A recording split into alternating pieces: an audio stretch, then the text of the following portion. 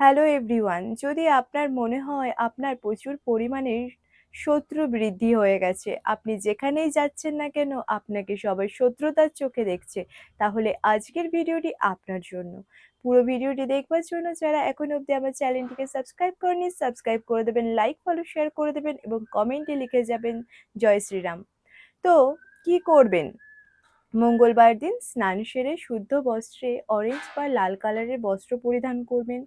সাথে কিছুটা পরিমাণে লাড্ডু নেবেন এবং একটি অরেঞ্জ কালারের সিঁদুর নেবেন এবং চামেলির তেলের মাটির প্রদীপে জ্বালাবেন হনুমানজির মন্দিরে গিয়ে।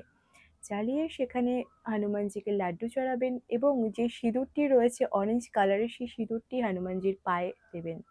দিয়ে আপনি হনুমান চালিসা পাঠ করবেন এবং পুজো শেষে সেই হনুমানজির পায়ে থেকে কিছুটা পরিমাণে সিঁদুর একটি কাগজের মধ্যে রেখে সর্বদাই সেই সিঁদুরটি আপনার কাছে রাখবেন, আপনার পার্স ব্যাগে রেখে দেবেন।